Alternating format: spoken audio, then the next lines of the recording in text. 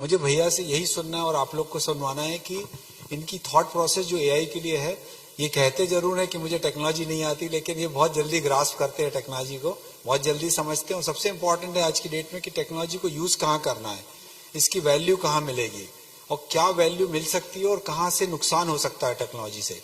तो ये चीज हमको अपने को भैया सुनना है। तो मैं ज्यादा नहीं बोलूंगा और आप लोग को ध्यान से सुनना चाहिए कि वो क्या कह रहे हैं, क्योंकि उसी के हिसाब से अपन नेटलिंक को आगे ले जाएंगे। Thank you.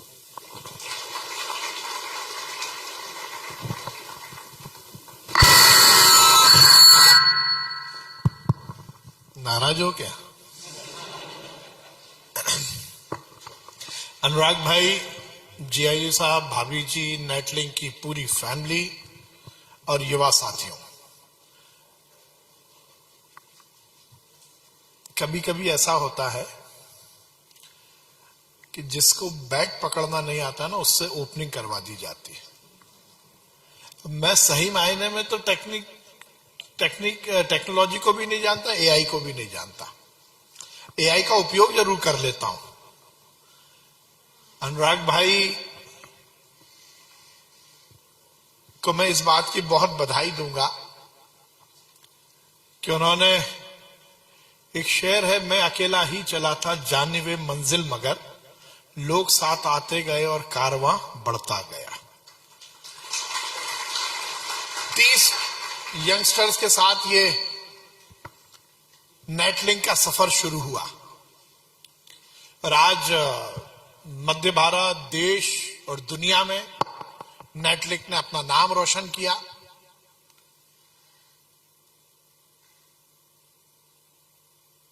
मैं आपको बहुत टेक्नोलॉजी के बारे में नहीं बता पाऊंगा, मैं उसका एक्सपर्ट नहीं हूं,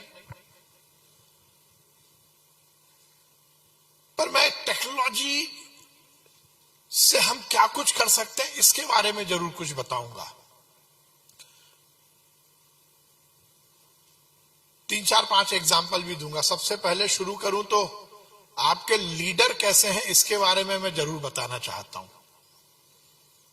अभी क्योंकि इन्होंने जिक्र किया कि जब ये परिसर, ये कैंपस नेटलिंक ने लिया, उसके 2-3 महीने बाद ही अनुराग भाई ने मुझसे कहा कि विश्वास भाई, एक बार वो कैंपस आपको दिखाना है, हमने काफी कुछ डेवलप कर दिया है। हम दोनों आए। जब हम यहां पर आए तो मेरे साथ मेरा पीए हिमांशु भी था। आए तो गेट पर हमारी गाड़ी रोक दी गई। अनुराग भाई हमारे साथ बैठे हुए थे और अनुराग भाई ने उस गार्ड को बोला कि भाई मैं अनुराग श्रीवास्तव हूं, मुझे जाने दो। तो उसने कहा नहीं नहीं साहब, शायद गोयल जी थे या शर्मा जी, गोयल जी थे क्या? नहीं, गोयल जी से फोन करवाओ। अब भाई हम तो नेता लोग, हमें तो एकदम गुस्सा आता, अरे हमारा एम्प्लॉय हमें ही रोकेगा। अनुराग भाई ने बड़े ही सज्जनता के साथ गोयल जी को फोन किया, यार गोयल जी प्लीज इससे बोलो ना कि मुझे आने दे। गोयल जी वहां भगते हुआ एकदम, आपको याद है गोयल जी? गोयल जी एकदम भगते हुआ उसको डांटा, क्या करता है तू, मालूम है कौन है ये? अनुराग भाई ने पलट के, जिस बात के लिए मैं बोल रहा हूं, और ये इससे मैं शुरुआत इसीलिए कर रहा हूं कि ये बेस है जिंदगी का। अनुराग भाई ने एकदम से गोयल जी को रोका कि नहीं नहीं, वो अपनी ड्यूटी कर रहा है, इसको इनाम देना, इसने अच्छी ड्यूटी निभाई है। तो जब ऐसा लीडर हो तो उसके नेतृत्व में आप बहुत अच्छा कर सकते हो। मैंने कहा ना कि मैं टेक्नोलॉजी के बारे में तो ज्यादा नहीं बता पाऊंगा। आप पढ़े लिखे हो, मुझसे ज्यादा पढ़ते होगे, ज्यादा पढ़े लिखे हो, सब यंगस्टर्स हैं, आगे बहुत आगे जाना है।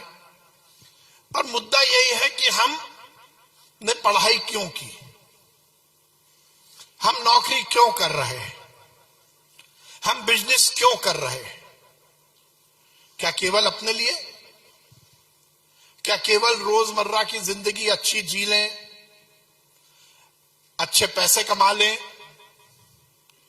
अच्छी गाड़ी आ जाए, अच्छी शादी हो जाए, अच्छा बंगला बन जाए, अच्छा करियर बन जाए? क्या केवल इसलिए? नहीं, हमारा ध्येय, हमारा उद्देश्य कुछ और होना चाहिए। ये समाज, ये राष्ट्र उन्हें याद करता है जिन्होंने समाज के लिए कुछ किया। बड़े लोगों का मैं नाम लेने की बात करूंगा तो आपके नाम 10-15 के बाद रुक जाएंगे। आपकी उंगलियों पे बिरला, टाटा, अंबानी, अडानी, ये वो, अनुराग भाई का भी नाम आएगा, पर उसके बाद रुक जाएगा। पर मैं इस देश के लिए जिन्होंने कुछ किया, इस समाज के लिए कुछ किया, उनके नाम गिनाऊंगा तो कम से कम 100, 200, 500 नाम आप बोल दोगे। दुनिया में उसी को कोई याद रखता है जो अपनी रोजमर्रा जिंदगी के साथ इस समाज, इस राष्ट्र के लिए भी कुछ करता है। इसलिए यह सुनिश्चित करना है कि मेरी यह जिंदगी केवल इसलिए नहीं है कि मुझे कमाना है, मुझे अपना करियर बनाना है। मेरा करियर भी किसी उद्देश्य के लिए करना है। और यदि मैं ये बात करता हूं तो इसमें कोई रॉकेट साइंस की जरूरत नहीं है। यदि मैं ये बात बोलता हूं कि समाज, इस राष्ट्र के लिए कुछ करो, तो इसमें कोई बहुत ज्यादा कुछ सीखने की जरूरत नहीं है। आपके मन और मस्तिष्क में, आपके दिमाग में, आपके विचार में, आपके सोच में कहीं ना कहीं इस राष्ट्र, इस सोच के, इस समाज के लिए कुछ होना चाहिए। मैं एक बार ऐसे ही युवाओं को संबोधित कर रहा था। मैंने कहा कि देखो, आजादी के पहले जब आजादी की लड़ाई लड़ी जा रही थी तो नारा था कि इस देश के लिए मरना होगा। पर अब आजादी मिल गई है, नारा परिवर्तित हो गया, नारा हो गया इस देश के लिए जीना होगा। अब आप सब तो नेट सीट के स्टूडेंट हो, इसलिए आप सब बहुत सभ्यता से बैठे हुए हो। कि उनमें एक कोई शरारती युवा था, उसने एकदम से बोला कि भाई साहब, हम भी देश के लिए जीना चाहते हैं, बताओ कैसे जिए। मुझे लगा बात तो सही कह रहा है। मैंने 1 मिनट विचार किया और एकदम से मैंने कहा कि देख भाई, इसमें कोई बहुत ज्यादा कुछ सीखने की जरूरत नहीं है। देश के लिए जीने का बहुत छोटा छोटा सा काम है। मेरा भाषण समाप्त होगा, आभार व्यक्त होगा, मैं इस हॉल से बाहर जाऊंगा, धीरे धीरे धीरे धीरे सब ऑडियंस भी बाहर जाएंगे। जो सबसे आखिरी में बच्चा जाए, वो यदि इस हॉल की लाइट बुझा देगा, वही इस देश के लिए जीना होगा। इसके लिए बहुत नया बात कुछ नहीं करना। आप पढ़ रहे हो, आप सीख रहे हो, आप नौकरी कर रहे हो, आप बिजनेस कर रहे हो। यदि मेरे मन और मस्तिष्क में आ गया ना कि मुझे कहीं ना कहीं कुछ पार्टिसिपेट करना है इस देश के निर्माण के लिए, मेरा ये मानना है जो इस धरा पर आया है, जो इस पृथ्वी पर आया है, उसको भगवान का आदेश मिला है। अनुराग भाई, रमन भाई, प्रकाश भाई मेरे ऑफिस आते हैं, मैंने अपनी कुर्सी के पीछे लिखा है, प्रभु आपकी कृपा से सब काम हो रहा है, करते हो तुम कन्हैया, मेरा नाम हो रहा है। मेरा ये मानना है जो इस जहां में है, जो इस पृथ्वी पर आया, इट इज ऑल प्रिस्क्राइब्ड। जैसा डॉक्टर हमारा प्रिस्क्रिप्शन लिखता है ना, वैसे भगवान ने लिखकर भेजा है, कौन, कहां, कैसे, क्यों। यदि आप इस नेट सीट में आए हो, इसके बाद आप टेक्नोलॉजी के क्षेत्र में आगे जाओगे, अपना करियर बनाओगे, इट इज ऑल प्रिस्क्राइब। भगवान ने लिखकर भेजा है, वो पर्चा लिखकर भेजा है।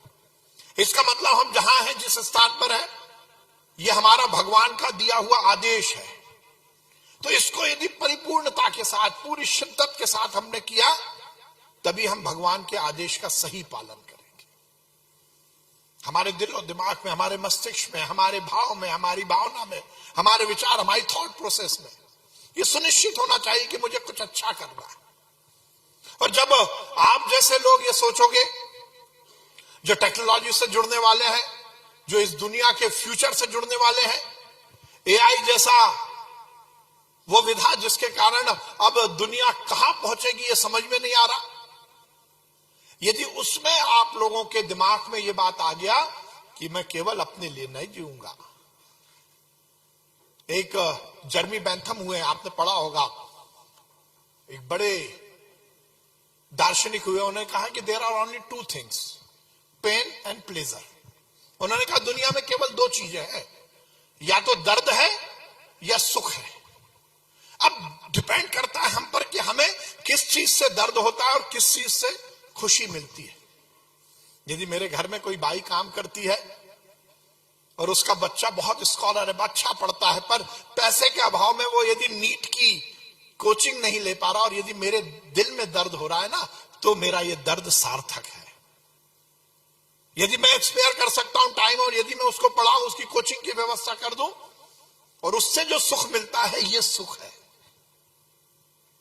ऐसे पंडित दीनदयाल उपाध्याय ने कहा कि ये जो व्यक्ति है ना, ये केवल 2.5 हाथ का हाड़ मांस का पुतला नहीं है, ये केवल शरीर नहीं है। ये शरीर के सुख के लिए सब कुछ नहीं है। शरीर, शरीर के ऊपर मन, मन के ऊपर बुद्धि और बुद्धि के ऊपर आत्मा। उन्होंने कहा आत्मा का सुख कब आएगा? हमें शरीर का सुख कैसे मिलेगा कि इस हॉल में एसी चलता रहे, मुझे पसीना ना आए। पर मेरे मन का सुख कब आएगा कि इस पसीने नहीं आने के साथ मुझे कोई चाय मिल जाए, कोई ऐसी चीज जिससे मेरे को अच्छा लगे, वो मेरा मन का सुख है। बुद्धि का सुख क्या है कि मैं आपसे बातचीत कर रहा हूं, मैं अपना जो बौद्धिक जो ज्ञान है उसको आपके साथ परिवर्तित कर रहा हूं, ये बुद्धि का सुख है। पर इन सब से आदमी सुखी नहीं होता। असली सुखी कब होगा? जब मैं किसी गरीब का, किसी व्यक्ति का वो काम करूं जिससे उसका जीवन सुधर जाए, वो आत्मा का सुख है। और वही पंडित दीनदयाल उपाध्याय ने कहा। तो इसलिए युवा साथियों में तुम्हें आह्वान करना चाहता हूं, एआई सीख रहे हो, टेक्नोलॉजी सीख रहे हो, केवल अपने लिए नहीं, कहीं ना कहीं इसका सदुपयोग करना है। और सदुपयोग अपना करियर बनाने में नहीं होगा। तुम्हारे दिनों, तुम्हारी थॉट प्रोसेस होनी चाहिए कि मैं कुछ ऐसा करूं कि समाज, इस राष्ट्र के लिए कुछ कर पाऊं। मैं हर जगह जाता हूं तो एक किस्सा जरूर सुनाता हूं। मैं अपने बच्चे का जब एडमिशन कराने गया, अनुराग भाई, सभी जगह आजकल भाभी पब्लिक स्कूल में आप जाओ तो पेरेंट्स का इंटरव्यू होता है। तो हम भी गए थे। उस स्कूल में एक स्टेप और ज्यादा थी कि पेरेंट्स के इंटरव्यू के पहले एक प्रोफार्मा दिया था, पेरेंट्स को वो भरना था। मैं और मेरी पत्नी बैठकर वो प्रोफार्मा भर रहे थे। मेरी पत्नी भर रही थी, उसमें करीब 22 पॉइंट थे। Name, mother's name, father's name, occupation, follow 17वें नंबर पर लिखा था कि आप अपने बच्चे को क्या बनाना चाहते हो। मेरी पत्नी ने 16 नंबर तक सब कुछ लिख दिया। 17 नंबर जैसे ही आया तो उन्होंने वो प्रोफार्मा मेरी तरफ सरका दिया। उसमें लिखा था कि आप अपने बच्चे को क्या बनाना चाहते हो। मैंने सोचा अभी ये ना इंच में है ना फुट में है, अभी मैं क्या विचार करूं कि मैं क्या बनाऊंगा। मैंने आसपास झांक कर देखा, एक लंबा सा हॉल था, लंबी टेबल थी जैसे बोर्ड रूम की टेबल, उसमें सब पेरेंट्स लिख रहे, कोई लिख रहा था आईएएस ऑफिसर, कोई आईपीएस ऑफिसर, कोई इंजीनियर, कोई डॉक्टर। मैंने कहा at the time of admission यदि मैं विचार करूंगा कि मैं अपने बच्चे को क्या बनाना चाहता हूं तो शायद जल्दबाजी हो जाएगी। मैंने सोचा क्या लिखूं क्या लिखूं क्या लिखूं। 2 मिनट बाद मेरे दिल से एक तरंग निकली, मेरी कलम चली और मैंने लिखा अ ट्रू इंडियन, एक सच्चा भारतीय। मेरा बच्चा डॉक्टर बने ना बने उससे फर्क नहीं पड़ेगा, इंजीनियर बने ना बने उससे फर्क नहीं पड़ेगा, उसको इस देश का अच्छा और सच्चा नागरिक बनना पड़ेगा, जब ही ये देश बढ़ेगा। इसलिए युवा साथियों, मैंने कहा ना कि मैं तुम्हें एआई क्या है इसके बारे में नहीं बता पाऊंगा, वो यहां पे जो बहुत बुद्धिमान लोग हैं वो बात करेंगे। मैं टेक्नोलॉजी के बारे में आपसे बात नहीं कर पाऊंगा, पर मैं ये कहूंगा कि टेक्नोलॉजी क्यों, ये जरूर बताऊंगा। एक बार मैं एक सीएसआर की कॉन्फ्रेंस में गया। सीएसआर जानते होगे ना, क्या है बताओ? बोलो तेज बोलो। Corporate social responsibility. मैं बड़े विद्वानों का समूह इकट्ठा था। मैंने जाके बोला कि भैया देखो, हम तो बेपढ़े लिखे हैं, हम तो जानते नहीं है सीएसआर ये तो जो टेक्निकल लोग हैं वही बताएंगे। पर मैंने कहा यार सीएसआर नाम ही गलत है। तो लोगों को और विश्वास हो गया कि नेताजी बिल्कुल ही बेपढ़े लिखे हैं। मैंने कहा देखो भाई क्या होता है सीएसआर, कॉर्पोरेट सोशल रिस्पॉन्सिबिलिटी। मैंने कहा ये सी को हटाओ और आई लगा दो, इंडिविजुअल सोशल रिस्पॉन्सिबिलिटी। यदि व्यक्ति ने विचार कर लिया ना कि मुझे सोशल रिस्पॉन्सिबिलिटी का भान होना है, तो कॉर्पोरेट बना कैसे है? कॉर्पोरेट भी तो व्यक्ति से ही बना है ना। उसमें कंपनी एक्ट, ये एक्ट आप लोगों पे भी आता होगा। Individual social responsibility. ऐसा ही मैंने एआई को लेकर अभी अनुराग भाई से भी बात की। मेरे दिमाग में बहुत दिनों से चल रहा है कि एआई का मैं भी कुछ ऐसा जोड़ो। अब एआई को लेकर आजकल कितनी दिक्कतें हैं, आपने देखा होगा। एआई का बहुत सदुपयोग है, एआई के बगैर अब दुनिया नहीं चलेगी। निश्चित रूप से एआई अब इस दुनिया का फ्यूचर है।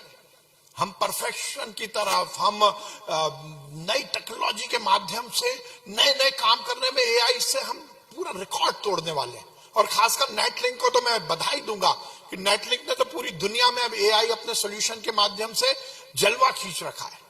पर यह बात सही है कि एआई का यदि बहुत सकारात्मक पक्ष है तो कुछ चैलेंजेस भी हैं, और टेक्नोलॉजी में हर समय रहते हैं, इसमें कोई नई बात नहीं है। और जहां व्यक्ति इन्वॉल्व रहता है वहां पर गलतियां भी होती हैं। जब तो मशीन भी गलती करेगी, चीजें अच्छी हैं तो उसमें खराब होने का भी मामला है। तो मुझे ऐसा लगता है कि एआई का जो सदुपयोग है वो तो दुनिया में हो ही रहा है। एआई का जो फायदा है वो दुनिया को मिल ही रहा है, परंतु एआई का दुरुपयोग भी हो रहा है। एआई को लेकर बहुत सारे संशय हैं, बहुत सारे क्वेश्चन मार्क्स हैं, बहुत सारे प्रश्न चिन्ह हैं। तो मुझे लगता है कि एआई के साथ हमें ई और जोड़ना पड़ेगा। EAI। EAI क्या है? Ethical AI, ethical artificial intelligence. हम मशीन को कुछ एथिक्स भी सिखाएं। अब मुझे नहीं मालूम ये कैसे होगा, पर अनुराग भाई से मैं कहना चाहता हूं नेटलिंक इसमें दुनिया को लीड करे और हम EAI पर बात करें कि हम मशीन को बताएंगे कि नहीं, आपको एआई का उपयोग यहीं तक करना, ये एथिक्स के खिलाफ है, इसके नीचे आप नहीं जाओगे। आप मेरी बात से सहमत हो या नहीं? हैं? तो EAI, तो मैं ये चाहता हूं कि मेरे इस हॉल में बैठा हर युवा ISR और EAI पर काम करे, विचार करे, ये सुनिश्चित करे कि मैं यहां हूं तो क्यों हूं, मैं यहां हूं तो किस लिए हूं। मैं वही करूंगा जो इस देश, इस समाज के हित में होगा। क्योंकि ध्यान रखिए, मैं हर समय बोलता हूं कि आप आशीष, प्रिया, ज्योति नहीं हो, अनुराग, विश्वास नहीं हो, आप इस देश के एसेट हो। यदि हम हिंदुस्तान की बात करते हैं तो कश्मीर से लेकर कन्याकुमारी और अटक से लेकर कटक तक ये हिंदुस्तान नहीं है, ये भौगोलिक सीमाओं में बटा हुआ हिंदुस्तान नहीं है। हिंदुस्तान कौन है? आप हो, आप हो, आप हो, आप हो। तो आप केवल आप नहीं हो, आप इस देश के एसेट हो, इस देश की पूंजी हो। इसलिए इस पूंजी को बनाना, यदि आप अपने आप को सुधारोगे तो आप इस देश के एक व्यक्ति को सुधार रहे हो। इसलिए अभी मैं आ रहा था, बड़ा अच्छा एक मैंने रील देखी। किसी ने बोला कि ऐसा ही चल रहा था कि यदि आप भोजन में भक्ति का प्रवेश करो तो वो प्रसाद बन जाता है। यदि आप संगीत में भक्ति का प्रवेश करो तो वो कीर्तन बन जाता है। यदि आप जल में भक्ति का प्रवेश करो तो वो चंद्रामृत बन जाता है। यदि आप व्यक्ति में भक्ति का प्रवेश करो तो वो मानव बन जाता है। इसलिए ध्यान रखिए कि हमें केवल व्यक्ति बनकर नहीं रहना। टेक्नोलॉजी केवल इसलिए नहीं सीखनी कि मेरा करियर बन जाए। टेक्नोलॉजी का सदुपयोग करिए। एआई आप सीखने वाले हो और मैं निश्चित रूप से, आप बहुत अच्छे कैंपस में आए हो, सीखिए। बहुत बार ऐसा होता है कि हम आ तो जाते हैं पर हम उतना आउटपुट नहीं निकाल पाते। इसलिए मन से, मस्तिष्क से, पूरी तरह से देखिए, there is no shortcut. Life में कोई शॉर्टकट नहीं है। यदि सक्सेसफुल होना है तो हमें पूरी मेहनत करनी पड़ेगी, पूरी शिद्दत के साथ मेहनत करनी पड़ेगी। There is no shortcut. आप यदि सोचोगे कि यदि आपको 8 घंटे में कोई चीज सीखनी है ना, तो उसमें 8 घंटे you have to invest.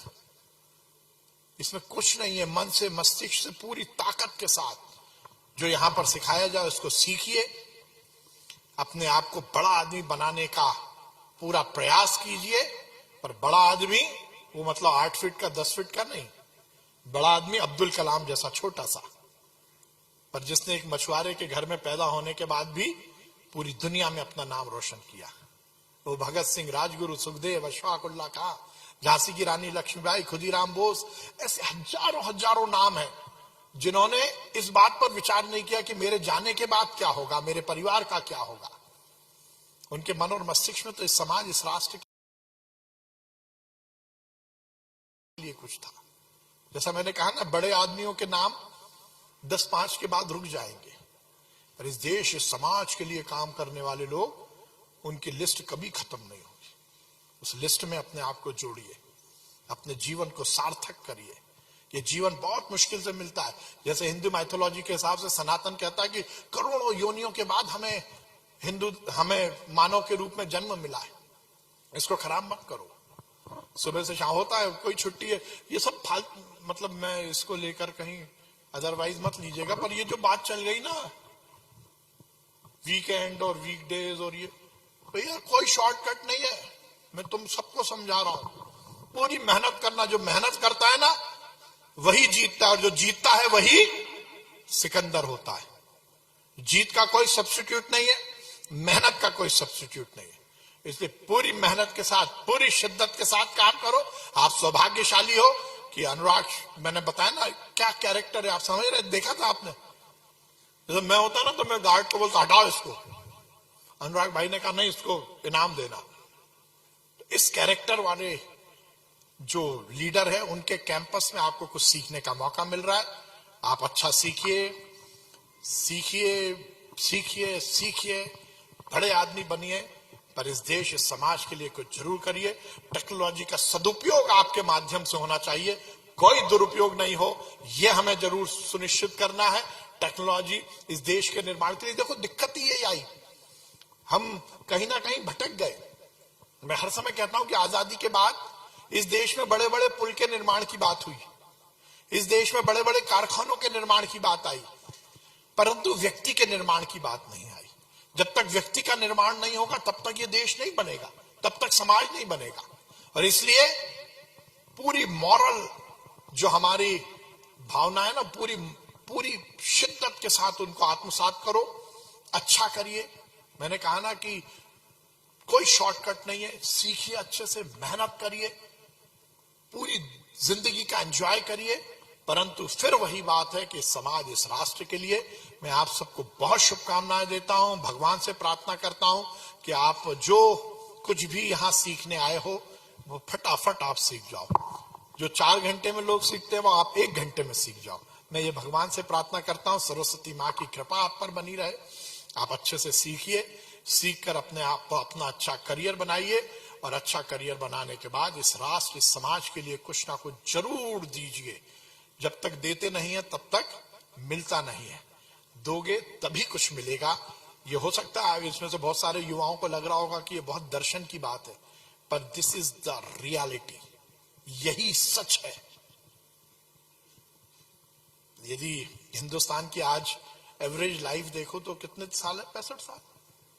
65 into 365 कितना हुआ? 14,000। देखिए कितना होता है। कौन है तेज गणित वाला? ओए सब आजकल कैलकुलेटर वाले हो गए। करिए 65 इंटू 365, 23,000। बस कितने दिन? जिंदगी में केवल 23,000 दिन है। उसमें से एक दिन आज तो एंजॉय करेंगे। आज तो, अरे 23,000 दिन में से एक दिन खत्म कर रहे हो भाई।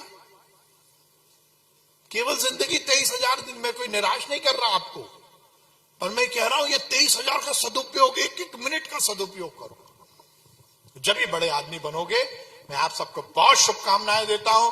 परमपिता परमेश्वर से कामना करता हूं कि आप बहुत सक्सेसफुल बने, बहुत अच्छे बने, अपने पेरेंट्स का, अपने टीचर्स का, अपने इंस्टीट्यूट का, इस देश का नाम रोशन करें, और आपके माध्यम से कुछ नया इस समाज, इस राष्ट्र को मिल सके। इसी कामना के साथ मैं नेटलिंक को भी बहुत बधाई दूंगा। अब आप बताओ, मुझे अनुराग भाई बता रहे थे 25-25 साल हो गए इनके 7 लोगों को, कोई नहीं छूटा। भाभी जी कितने साल हो गए? 25 से ज्यादा हो गए, 30 हो गए। देखो, तो वो जो विधा चली ना, तो उसके साथ साथ रमन भाई, प्रकाश भाई, ये सब लोग 30-30 साल, 25-25 साल से साथ में। अच्छा, हाँ? मैंने देखा नेटलिंक कैसे वो कौन सी जगह थी आपकी न्यू मार्केट वाली, बिट्टन से, पहले बिट्टन से शुरू हुआ, फिर सेंटर पॉइंट और फिर ये मंडी जी। तो और आपको फिर एक बात और बता दूं, आप सोचोगे कि मैं अनुराग भाई की इसलिए तारीफ कर रहा हूं कि इन्होंने मेरी तारीफ की, तो हम दोनों में ये हो गया कि तुम मुझे नीरज कहो, मैं तुम्हें निराला कहूं। पर अनुराग भाई का एक चीज और जो मुझे सबसे ज्यादा इन्होंने इंप्रेस किया, देखिए इनका तो ज्यादा सेटअप यूएस में है, ये चाहते तो यूएस सेटल हो जाते, इनके पास अपॉर्चुनिटी भी थी, मौका भी था, घर भी है, बिजनेस भी है, सब कुछ वही है। पर ये अमेरिका मालूम है क्यों नहीं शिफ्ट हुए, कि हमारे बच्चों को दादा दादी के साथ रह के अच्छे संस्कार देना, इसके कारण ये यूएस नहीं गए। ये चाहते तो, और भाभी को भी बहुत, भाभी के लिए भी ताली बजाओ, कोई और होता तो कहना नहीं मैं तो यूएस ही रहूंगी, कहां सास और ससुर की सेवा करूंगी। तो वही इसलिए नहीं गए क्योंकि यहां बच्चों को अच्छे संस्कार देने। तो ऐसे माहौल में हो आप अभी इसके बाद। और अनुराग भाई जैसा मैंने कहा देश के लिए जीने की बात, तो यदि यहां से कुछ अर्न करते हैं तो वो समाज को देते भी हैं।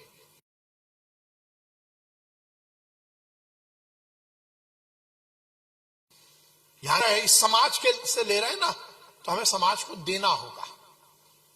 यही फिनोमिना है लाइफ का, हम किसी से कुछ लें उसको उतना ही दो, जितना ज्यादा दोगे उतना ज्यादा मिलेगा।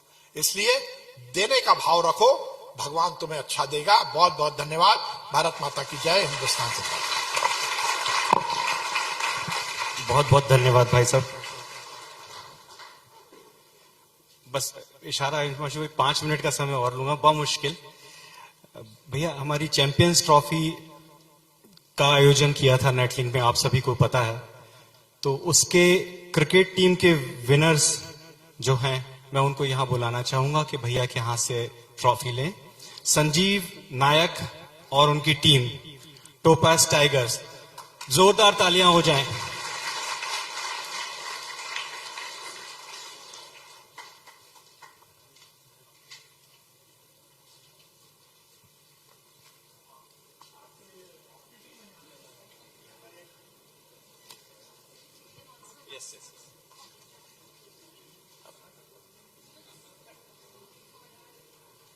भैया के ऑटो